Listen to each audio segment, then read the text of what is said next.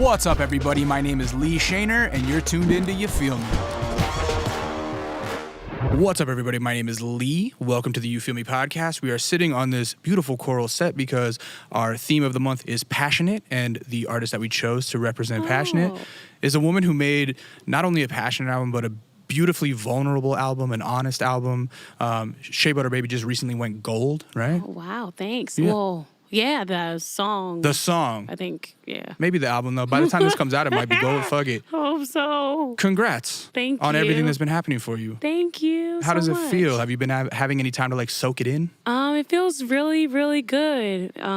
It's a blessing that people like to just hear soul music and R&B, and it's just me talking about like my life. So I'm happy people can relate. Like I had no idea I was making like an apartment anthem. Like I didn't realize that. So it's cool that people really support and love it. Yeah, ultimately, I mean, that is what the record is, just so relatable. I think everybody could find a piece of themselves in it. Like wow, thanks. Yeah, absolutely. I really think you made one of those records that in 15 years it'll come on at a cookout and people will be like, you kids don't know nothing about this. Really? Or like, you know, like my child hopefully will be vacuuming, going like knowing that's the cleaning music. You know what I mean? Dang. Like you made one of those records. Thank you. I made cleaning house music. Do you feel like you made that?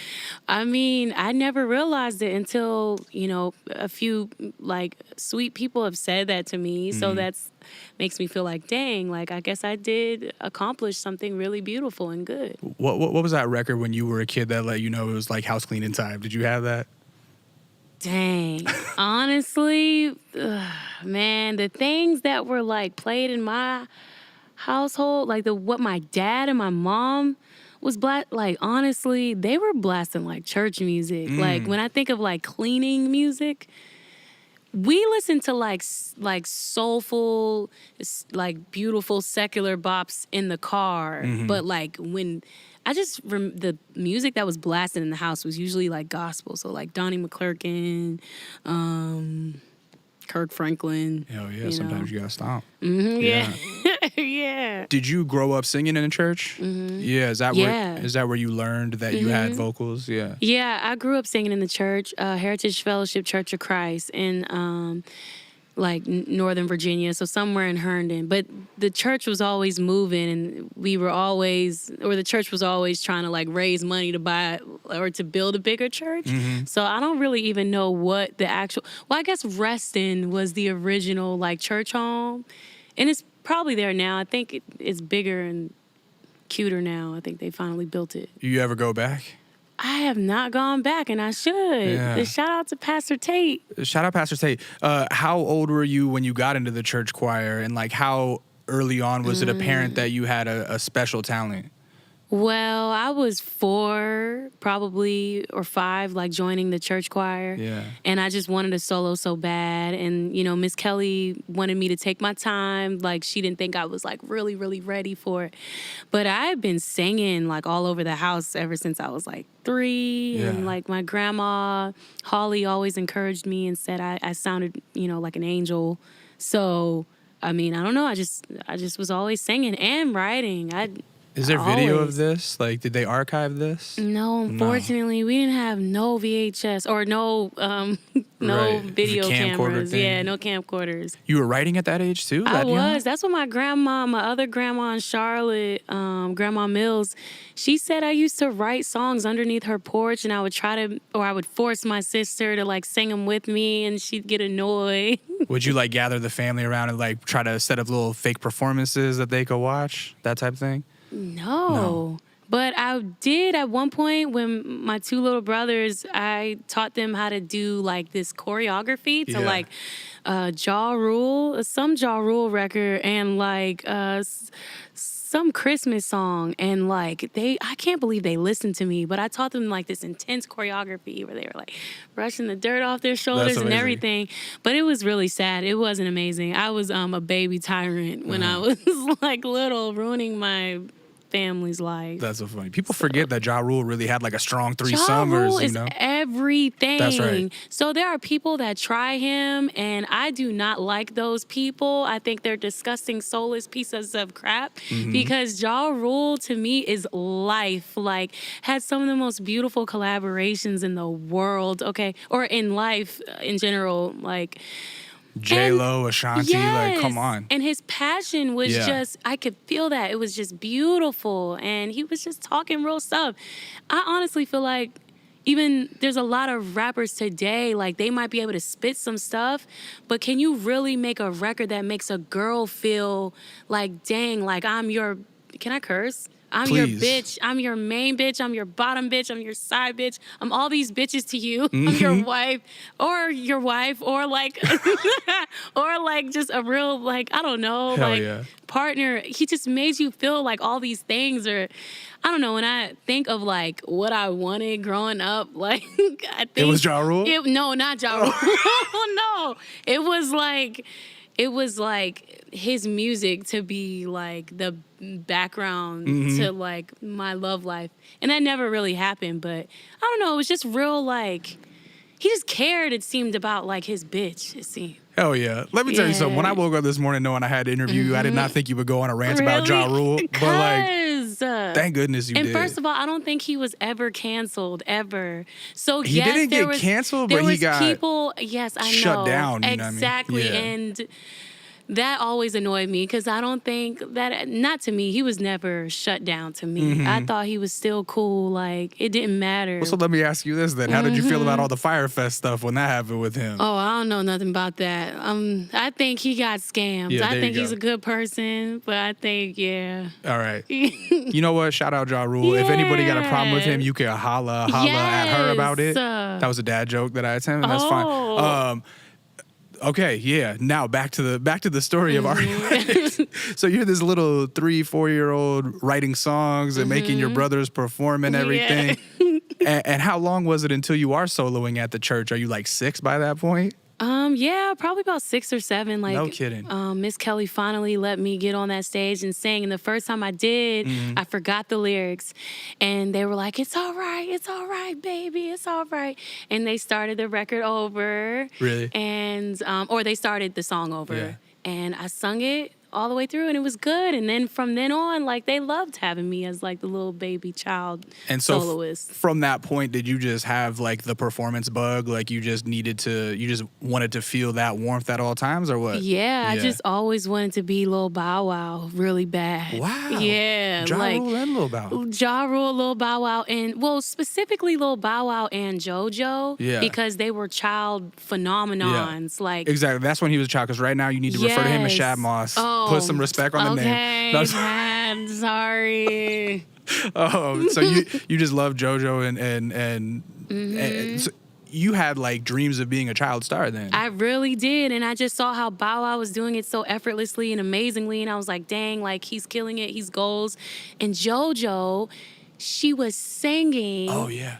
Singing her heart out, like real powerhouse, phenomenal, soulful vocals as a child, as a baby. Like, my voice wasn't even developed like that. Like, I feel like my voice finally started getting like good in my 20s, like my early 20s, late high school years. Yeah, my early 20s, yeah. That's like you really literally found your voice. And I got confident and comfortable, and I was practicing more, and I was singing live more, and then my voice just got stronger. Did you feel a confidence in your writing ability grow at that time too? Oh, yes. Yeah. And there were people who tried me and said, I wasn't the best writer, but, I always wanted to express myself. So, I just didn't think too much about what those people were saying. Here's a good beat. Here's a good melody. Let me just put whatever lyrics in there. And I don't think lyrics should be perfect necessarily. Just tell your story, you know what I'm saying? Yeah, So, sometimes the perfection is in the imperfection, the flaws, the little, like, the things that add character, the je ne sais quoi, you know what I'm saying? Yeah, okay, French. You know what I'm saying? Hey, shout out to the LA Public Library. Yes. All right. You're funny. Oui. So here's my question then. If you had this desire to like almost be a child star, right? Like that's kind of what you had in the back of your head. Did you and the family take any steps towards that? Did you ever look for like representation when you're a kid? Because sometimes I meet these artists that I think like just got their start maybe a few years ago, but they might have had like a little mini career at 13 or something. Was that you? No, I was never that good ever. Like the first time I recorded a song, I was like 14, and it was with this amazing person and rapper named James Daniels. And Shout out like, James Daniels. yes, and he let me get on a hook. Yeah. Or on his hook, and I personally feel like I sounded a hot mess. Yeah. And but it was like a baby me. Like I didn't know how to just be free on a track. I didn't know how to feel it. I just sounded like a pop hot scary mess. Yeah. Like it was just this terrifying, disgusting, horrifying, saw 5, skeleton key. It was just not What did that cute. recording session look like? Was it like the pop stopper with a sock over it type thing in somebody's in his bathroom? basement. Oh, basement. It was like an unfinished basement. Yeah. And there was really no padding for real. It was a little beautiful ratchet. Was he in high school or something, or like what was he trying to do? No, he was a grown man. He was a grown man. Oh, he was a grown man. Okay, yeah, so he was trying. Yeah, right. Yeah. What did your folks do as you're growing up? So my mama was a project manager, and my dad, he just had all of these dope, like, fire positions. Like, he was just always a free spirit and just hopping from one job to the next. I don't know if he'll be mad at me for saying this, but, like, he worked at Freddie Mac. He worked at Flock for Love of Children in D.C. He has big roots in D.C. CASA, Court-Appointed Special Advocates for Children, I believe. These are kind of like nonprofit organizations or something? Nonprofit organizations. He started in the health field and things like that. Yeah. And then he became an author. Then he was a teacher. Like he's a really wild, like free spirit, like just like myself. He just kind of knows how to do a little bit of everything, get in where he needs to. Yeah. Yeah, moving all the time. Like we moved all the time.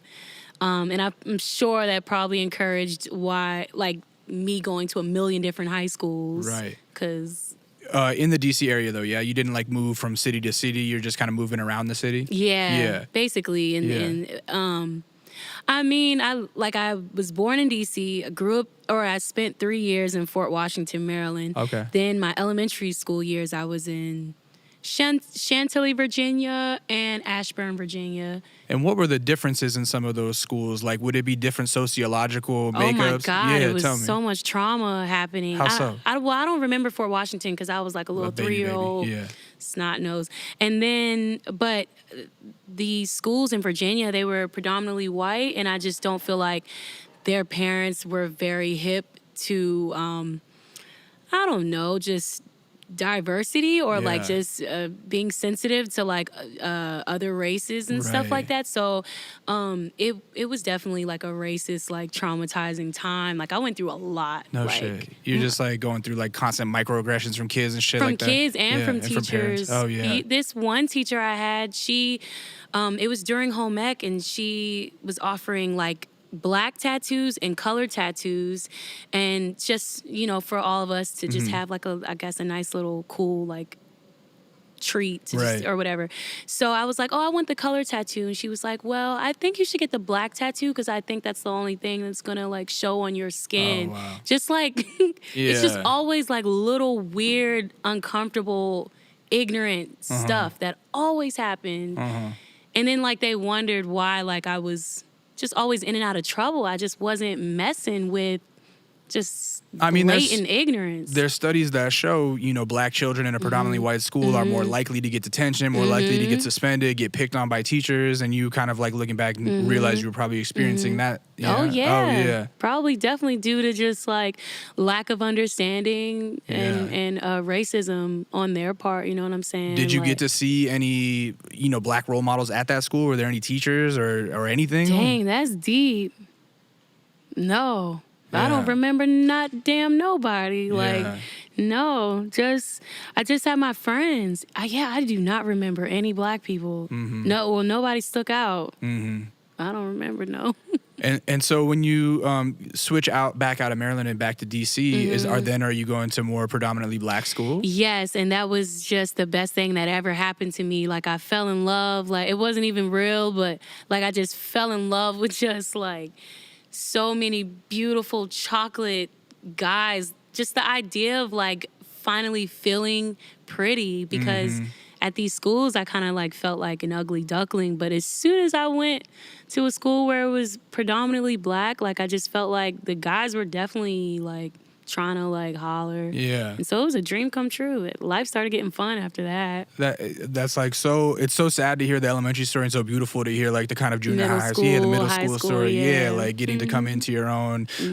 Yeah, that's really nice. And then at a school like that where you're getting to see black adult role models as well. Yeah, that's very nice. Yeah, but at the same time, it's kind of do you think growing up around that sort of not so hidden racism has helped you navigate and learn to like code switch a little bit as an adult? Shit. I feel like I feel like that kind of brainwashed me a bit to even look at to just even look at certain things from their point of view that was racist and ignorant. Like I'm not gonna go too deep on it because I feel terrible about like the way like I feel like I used to even think, but it was definitely due to like conditioning and just like, so I would never do that to my child. Like I would never put my beautiful chocolate child in no predominantly white area. Like it or white school would definitely have to be diverse and just all around good vibes, just good like energy, you know, and just discussion about like, I don't know, the truth. I got you, yeah. I mean, I think that's something in listening to the record and just the overall vibe that you put forth. It's so nice to see this representation of a strong black woman, you know, getting her voice elevated and being that relatable character, getting to be a role model to young women. You know what I'm saying? Dang, man, thanks. Yeah, I don't know. Not to get all mushy. No, that feels really great. Yeah. That's the best part of this. I mean, it's like I told you, you had like dozens of people dressing up for you for as you for Halloween. You know what I mean? Like, that was really, really cool. You're really a role model out here. It's amazing. Yeah. Yeah, I can't believe, I always felt like, dang, like, I don't really have a look. Like, how would anyone be me for Halloween? And you don't realize that you have a look, but you got a look. Yeah, I didn't realize it until like Halloween happened. I was just like, dang, like that's cool. Yeah, it was really dope. Thanks for tuning in. Skullcandy wanted to show you some love for listening by hooking you up with 15% off your next purchase. Head over to skullcandy.com and use the code YouFeelMe19 at checkout to get 15% off anything site-wide. Beyond the different cultural experiences in school, how were you with school? You say you were a writer from a young age. Did that translate into schooling? No, I was a hot mess. Yeah. I just didn't care. I was always skipping, but I was skipping to go to like the museums. Oh wow. And stuff. Yeah, and like there's a lot of museums in DC. There's a lot of things to see. Exactly, and they're all free. So it was just fun getting lost in DC and just soaking in like the beautiful sights and just the beautiful people and just the energy. So school was never my thing, but luckily I graduated. I don't know how. I really feel like they felt bad for me and they gave me like, they're like, get out, just go on, like go on. Yeah, but I mean, so I'm glad it's over. You mentioned you have brothers. Do you have sisters too? How big is your family? So I have 2 sisters, 2 older sisters, 2 older brothers. And 2 younger brothers. Oh, so you got a big family. And so you're kind of like bottom middle, like towards the end middle? Yeah. So I have like, so I'm the youngest girl. Yeah. And I have, so 2 little brothers, so yeah. What was that kind of social dynamic like even within the family? Was part of singing wanting to get more attention, you think? Like, oh yeah, they definitely thought like I was annoying because I was always singing, but also I was just obsessed with my parents. I just always wanted to be around them. And they were kind of just like, they wanted to be around their friends and things like that. And so, like, naturally, I feel like my parents, even though I got my ass whooped, like, I got disciplined and things like that, but, like, I don't know, I think they were jealous. I think they thought, like, I was, like, I don't know, just I never got in trouble or something. But now we're all good now. Like, we're cool. You were like, because you were the youngest girl, so you're like the baby of the family. Like, oh, you take it so easy on them. Yeah. By the time you got that many siblings, the parents are like, hey, okay, we're ready to like be adults again, you know? Right. So by the time you're done with high school, did you already kind of like know what did you know that this was going to be the path, and did you start to pursue it at that point? Dang, I just was not thinking about anything. I just knew I'm just gonna make music. Yeah. I'm just gonna make music. That's it. Like I want to be successful. I want to be like a superstar, but it wasn't something I could dream. I couldn't dream about days where like I was rich or something. I had to spend those days recording and dropping music on like SoundCloud or, any streaming service or whatever. So like, yeah, I never spent time dreaming, just really like just doing it. Just putting boots to the ground and being doing sad. the work. Why were you sad? Because it just didn't seem like it was good enough. It didn't seem like no one like really cared or really even thought I could sing. But like now it's like, okay, things just take time. Yeah. But I never thought. I think you have such a unique vocal tone that maybe like, people just needed to catch up or something, really. You know what I mean? Oh, thank you. Well, I mean, yeah, I don't know. Thank it sounds like you. I'm just gassing you up. No, but I appreciate it. Yeah. What was the first streaming site that you start releasing music on? Is it SoundCloud? It was actually Facebook. I was dropping really terrifying comedic videos of myself and of like singing as well. And then I found out about YouTube. And then somebody was like, oh, you need to get on SoundCloud. That's the wave. Got on SoundCloud. And honestly, that's how Dreamville got hip to me. Because Omen found you. Yeah, Omen found me, and his engineer Aaron found me and was listening to my stuff on SoundCloud. Passed it to Omen. Omen passed it to Dreamville, and they saw like I was getting like views and stuff on my own, and so they flew me out to LA, and it's just been history. Before we get to there, let me go back a little bit because you bring up that you're putting out comedic videos on Facebook, right? And one of I've been following along from a distance for a while, and one thing that I think that I pick up just from casually watching is that like you're like genuinely funny. Oh, you know what I'm saying? And thanks. Just recently that video of you and Guap Dad kind of like improving, like that's like laugh out loud. You saw that? I see shit. I'm not Nardwar, but I see shit. And so yeah, like is your sense of humor something that like people don't or people like take for granted or don't realize about you until they meet you, or like how long, when did you know you were funny, I guess?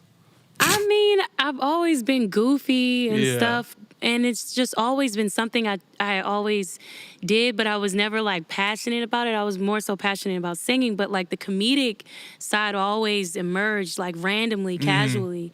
And at first I was doing YouTube comedic like sketches, but like changing lyrics to songs or what? Or just like actual sketches? Just actual sketches of just like me editing the own video, just randomness of just creating like jokes and stuff like that. But it became too much, like the idea of like being consistent as a comedian, like it just was not my passion. So like I stayed with the music. But like with all of this stuff now, like, yeah, I think it's hard because it's like I want people to see my personality and like the craziness, but I also get afraid that like, people might get scared off from like the intense energy. That's the funny thing is like the showing the comedic personality is a very vulnerable thing in and of itself, because usually like you're not like this dainty little like R&B. You're real, it's like anymore. you make this such serious music that I think people would almost be taken off guard by that. They really are, by like my views. Like I probably lost maybe, I don't know, a whole bunch of people when I came out and I said like, I'm for like the LGBTQ community, and like I don't mess with anyone who goes around saying like that they hate people of the trans community. Like I hate people who hate we hate beautiful haters. people that are just living their lives. So it's like I realized like damn, like I have a lot of opinions that people just not. They're not really like, I gotta be careful, I guess. Even though it's like, no, like this should just be a unanimous opinion. Like, why aren't you minding your business? Like, that's a great question. Like, what the hell? It's so is wrong easy to with wake you? up and mind your business, that kind of brings me to something I've been wondering. Because you are so open on social media, like, how do you kind of balance that in your mind? Like, do you have a schedule in your head of like, I need to go live on Instagram today? Or is it just kind of, are you flying by the seat of your pants? Because it seems like you're always really out there. And I wonder about being a modern artist, like how much of it is that studio work or like this kind of work versus just like being available to your fans online? I just be bored. Yeah. And like all it takes is someone to say, go live. And I'm just like, no, I shouldn't, I won't. But it conditions me, it brainwashes me without me realizing it. And before I know it, I'm on live acting a hot ass mess. You're funny as fuck But on live though. Like, it's on fun live. though. Yeah. It's fun. What has this year been like for you? Is it everything that you expected, or is it more or less fun getting known than you thought it would be? Oh, man. The only thing I would say is that this year I learned, okay, there's 3 things. I got to communicate what I need from people and like who I am to people so that like we're good. And then like I'll say also like to never commit to something that I never wanted to do in the first place. And then also what I've learned this year is that if I had just gotten into an argument with someone, it's really hard to walk down the street and if someone sees me and they're like, hey, like I've for the most part been able to turn it on and just like be fake and be like super happy and sweet. Yeah, but it's just like, photo. yeah, but it's just like, yo, I just gotten into a huge argument. And it's just like, that is like the only thing that's hard, like getting used to, I think, is just that. Like, cause I don't like being fake. You know, I want to be like, yo, I'm gonna be real with you. I'm sad today, but I don't want to make someone sad that's meeting me. Like, so that's just been like, I would imagine that would be one of the hardest parts of you know, celebrity or growing into celebrity is that, people forget to look at you as like a full human, a 3-dimensional human. You know what I mean? But Like I'm you grateful, can have yeah, absolutely. Because nobody really for real knows me. Yeah, yet. So Yeah. But they will. But no, that's that thing is like, you know, sometimes you just gotta let somebody be sad. Out here in LA, you know, people won't fuck with you like that. It like does. In small cities. It's right. Yeah. It really, I've noticed I've been able to like move like alone out here. You can maneuver in LA a little easier, you know. So yeah, let's get back to Dreamville. So what's it like when they fly you out to LA and you're getting wined and dined and they're doing all the things? Wined and dined? Well, not wined, whatever. He took me to labels. Taco Bell, so it wasn't no wine and dine. No shots at Taco Bell. I'm still trying to get that sponsorship. No, I love Taco Bell now. I love it. I wish they had some like alkaline options, but like, I mean, I grew up like that. Those affordable tacos really got me through. Like, I love Taco Bell. I love the T4, the Mexican pizza. I love the soft tacos. It's just tasty. It's just right. And I might have to relapse on veganism after this. And Taco Bell is one of the best restaurants for vegans. They got options. Really? It's true. So when they bring you out to LA and you're doing the Taco Bell thing, I mean, what's that feeling? Is it validation? Is it like excitement? Is it, I don't know. You tell me what you're going through at that time. No, and by the way, I mentioned to Eve that I wanted to go to Taco Bell. And he actually hadn't been there in like years, so it was like a cool, like fun thing. Yeah. But it was just good vibes. Like Cole was just like, he was just so happy. He was in the studio, like, spitting stuff. And when there was an opening, he was like, okay, so, like, see if you can do something on this or, like, maybe try something with Said. Like, and I just was free. I just was real free in there. And then that's how FaceTime got created. And this other record that never came out. But it was just really amazing vibes. And so did it just feel like you found your tribe, you know what I mean? Like as far as the music industry goes, did it feel like these are my people? I loved them so much and it was good vibes and I felt like home, but I did not think it was about to be my home because Cole was like, Earth Gang, I love them. I want to sign them right now. And he just kept saying that and I was like, dang, like I know he does not like me because, you know, he wasn't like saying that. Like he wasn't like treating me like how he was talking about Earth Gang. But when I think about it, it's like he probably wouldn't have talked about Earth Gang like that if they were right there either. Right. So it was one of them things like, I was like, yeah, Cole, he not really feeling me. But then 2 months later, and it turns out like he was, because they signed me. And how has being on that label affected your creativity? Have they just nurtured and incubated, or have you felt pressure ever? Yeah. Never. When I tell you, I've been into so many like scam situations, like so many. And Dreamville has literally saved me. Like they really will show you like, they're just a perfect like example, perfect prototype of just how you run a label and how you just let an artist grow. And even if they're stubborn enough to say like, I want to do this, they're open to letting them do it. And if we fall on our ass, then we take that L, and it's like a beautiful growth. But it's like they're not giving up on us. It's all love. It's all encouraging vibes. It's just family. And like, it's just been beautiful vibes. Like they just really take all of us in as like their children, That's so their good, siblings. Like it's the sweetest thing ever. I've been watching Dreamville grow for the last few years, and just I think the way that Cole and team are moving is so wonderful, and like they're really letting all of the signees grow at their own pace, and yeah, I think like the music that's coming out of the label is just it's just it's really historic. You know, it's gonna be they're all gonna be those records that you know is clean in time. You know what I'm saying, in 10, 15 years, because like people are gonna look back at them as classics, you know? So, yeah, shout outs to Dreamville. Know, exactly. Shout outs to Dreamville. I just know they are literally good people because, I mean, I've gotten into a lot of trouble, so I could say to some extent, like, the common denominator might be over here, like I may be stubborn and things like that, but when I tell you, like, there's no beef ever. Like it's just good, genuine vibes, and like they understand me, and it's just the most beautiful thing ever because I just never thought I could ever be with people that are so sweet and patient. It's the perfect match. Yeah. 'Cause never have they ever just treated me like they were disgusted by me or ashamed or like annoyed or irritated. Like it's always been love, always from They're Eve sensitive to your to needs. Cole to Felton to Adam. Yeah, exactly. To everybody, MK, like just beautiful vibes. Like, that's dope. I would imagine you're coming kind of towards the end of your promo cycle for this record and starting to gear up for new music and everything. Yeah. Like, tell me what's next for you? Is it a little bit of a break, or is it straight back to the lab? What's next is to just be with my dog. Yeah. And shout out to Galactus. I just followed him on Instagram. Galactus, thank you. Yeah. Yeah, he's everything.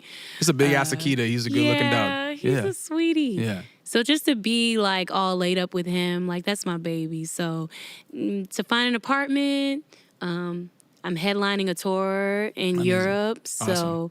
And I'm going to do some press out there. And then January, February, I'm blocking everybody. I ain't answering nobody's calls. I just want to make music.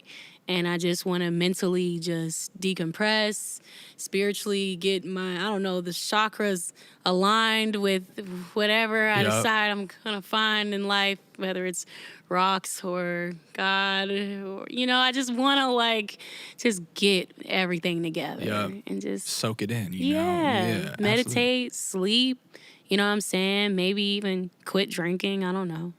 It's easy when you really get to it, you know. Yeah, you did that. That's inspiring. You know, I guess. That's really inspiring. Yes, it is. All right, that's thank hard. You. It is. We're in an industry where people are constantly throwing it at us. People look at you weird when you're like, I'm good, you know. But it is what it is. Like, I'm old enough to where I don't need to be peer pressured. You feel me? Right. So anyhow, Ari, I want to thank you for your time. Thank you. Watching how you move today on set, watching you perform. I mean, you're just such a light. You make everybody so comfortable, and the performance is beautiful. I can't wait for people to see it. So that said, tell the people where they can find you online. Wow. Well, y'all can find me on Spotify, I guess Apple, YouTube, SoundCloud. Everywhere. You just gotta Farmers Google Only, OkCupid, POF. You on OkCupid? No. That's a dark one, I think. Back when I was single, that one. Okay, this is a little scary site. And Tinder, I got on for a day recently, just for just to I mean, if joke. somebody sees you on a dating app, though, they're going to think it's a scam. Exactly. That's why I was like, this is stupid. I'm just going to wait until God puts a man in my life. If ever we matched on a dating site when I was single, I'd be like, that's not really you. Really? Like, yeah, why are you stealing Ari Lennox's photos? You know what I'm saying? I know. But somebody might be like, oh, maybe it is you. And it might be a genuine little handsome prince. You know, it could be. We'll see. I wish you the best with that. Thank you. So that's it. Thank you for your time. I really appreciate it. Thank you. Before I get out of here, I want to say that, we've been doing the You Feel Me podcast for 2 years now, and this is going to be the series finale. It is not going to continue next year, so you are the series. Oh, really? That's This is it? This is the last one. You are the. Oh, wow. We're ending it on a high note like this. Well, congratulations. Yeah, thank you so much. For everything. Yeah, thanks. This is awesome. It's been a great opportunity. It's over? It is. This is it. So that said, I have like a Grammys thank you list that I'm going to read through real quick that you can sit through. All right. But I just want to go through and thank some of the crew and everything before we get out of here. I want to say, first and foremost, thank you to my A1 from day one, Ben Shin, behind the boards, making the shit sound buttery. If you've been following along for the last decade, you already know what the fuck it is. I would like to thank Jessica at Skullcandy for big bossing this whole endeavor. Thanks to Catherine and McKenna at Skullcandy for this opportunity, getting me involved to help Skullcandy build a music program and keeping a roof over my head for the last 3 years. Huge thank you to Adam from Ham on Everything, who I've worked really closely with this year, and he's truly displayed his talents in helping curate and booking all the artists we've had on the show, including the lovely Ari Lennox. Wow. Adam? Yeah, Adam, that's my tell guy. Adam, thank you. Shout out Adam. Yeah, shout out Adam. For real. Changing my life. Seriously, because this was awesome. Oh, man, I appreciate that. Thank you so much to the creative director at Skullcandy, Ted, and his team, including Burgundy, Dylan, Parker, Justin, our stylist, Vivian, for keeping everyone crispy. You know what I'm saying? That's Vivian who dressed you today. Everything. Where are you at, sis? Where's she at? Vivian killed it. Everything. She kept everybody crispy in some very challenging colors. And our makeup masters are here for beating my ugly mug every episode, you feel me?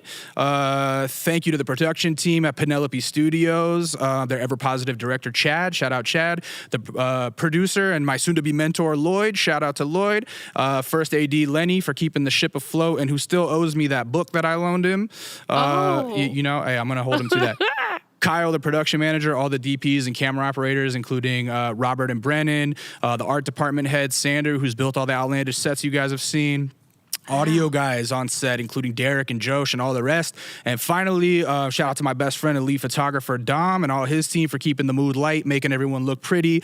And without this huge village, this content wouldn't exist. So I want to thank everybody so much. Been an amazing opportunity. And now it's on to the next. And I also want to say, after we filmed the first episode, my dad passed away this year. Wow. Yep. I'm sorry about It's all right. that. And so I want to dedicate this season to him. And then... Yes.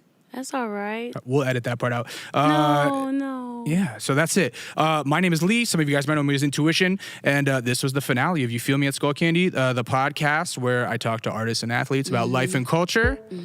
Thank you for following along. It's been dope. Peace. Bye.